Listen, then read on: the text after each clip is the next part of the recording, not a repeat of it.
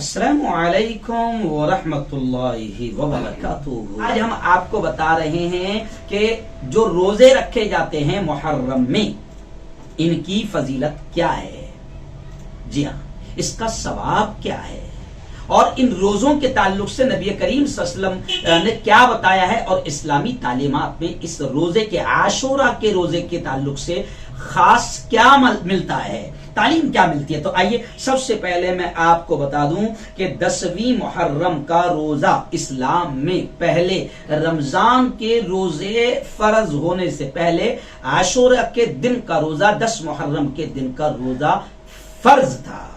यानी आप इससे ही अंदाजा लगा सकते हैं कि कितनी अहमियत वाला दिन है और कितनी अहमियत वाला रोजा है। लेकिन जब रमजान के रोजे फर्ज हो गए तो फिर मुहर्रम के इस रोजे की फर्जियत खत्म हो गई। लेकिन इसके बाद भी आप सल्लल्लाहु अलैहि वसल्लम ने आशूरा के मुहर्रम के रोजे का एहतमाम फरमाया है। इसी वजह से उलमा ने लिखा है कि इस दिन का रोजा रखना मसनून है, सुन्नत है और मुस्तहब है। और इस रोजे का फायदा, अजर, सवाब, नेकी और इनाम यह है कि हदीस में मिलता है कि इस रोजे का फायदा यह है कि इस रोजे की बरकत से, जी हां, इस रोजे की बरकत से आइंदा यानी एक साल के गुनाह अल्लाह रब्बुल इज्जत माफ फरमा देता है।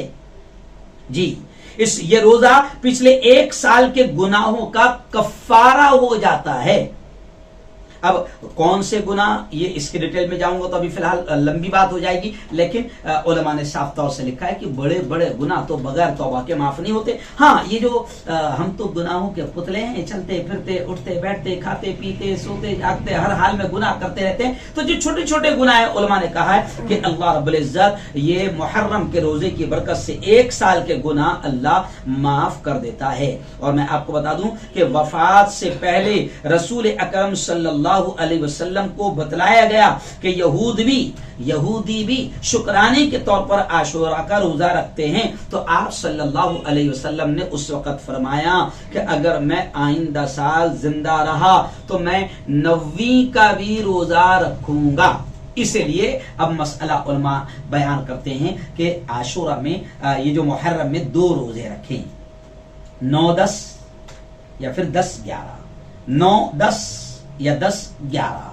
क्यों? इसलिए कि नबी करीम सल्लल्लाहु अलैहि वसल्लम ने कहा कि आशूरा के दिन रोजा रखो और यहूदियों की मुखालिफत करो, क्योंकि यहूदी एक दिन रोजा रखते हैं। तो अब आप अंदाजा लगाए कि वो एक दिन रोजा रखते हैं, तो नबी पाक ने फरमाया कि तुम 2 दिन रोजा रखो। और रोजा रखने में भी, नेक काम में भी हमें यहूदियों की मुखालिफत सिखाई गई है।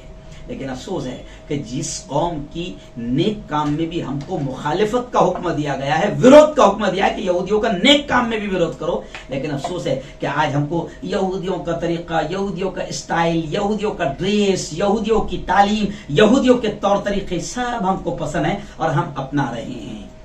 खैर, आइए, तो अल्लाह के नबी सल्लल्लाहु अलैहि वसल्लम ने कहा कि 2 रोजा रखो।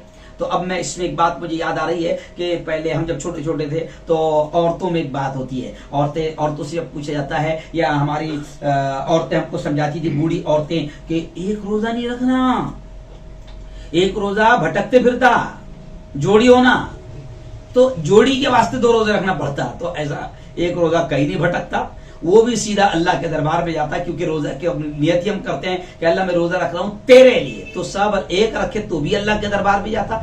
तो 2 रोजे रखने का हुक्म इसलिए दिया गया कि यहूदी एक ही दिन का, आशूरा के दिन का 10 मुहर्रम का रोजा रखते थे। इसलिए हमें कहा गया कि तुम उनकी मुखालिफत करो, और उस मुखालिफत में आप 9-10 और 9वां नहीं रख पाए तो 10-11 ये 2 रोजे रखो इंशाअल्लाह। आइंदा कल मैं आपको बताऊंगा कि आशूरा के दिन यानी 10 मुहर्रम को क्या क्या हुआ और हमें क्या क्या करना चाहिए और क्या क्या नहीं करना चाहिए। आज का पैगाम है कि आशूरा का रोजा जरूर रखें, बड़ी फजीलत है, बड़ा सवाब है, बड़ी नेकी है, 1 साल के गुनाह अल्लाह माफ करता है इसकी बरकत से। और आशुरा का सिर्फ 1 दिन का रोजा ना रखें बल्कि 2 रोजे रखें। ये एक अहम पैगाम मैंने आपको दिया। आपको भी अगर सवाब कमाना है ज्यादा तो आप मेरी इस वीडियो को दूसरों तक पहुंचाएं, क्योंकि आपके इस पहुंचाने से अगर दूसरा भी इस पर अमल करेगा तो इसका सवाब आपको भी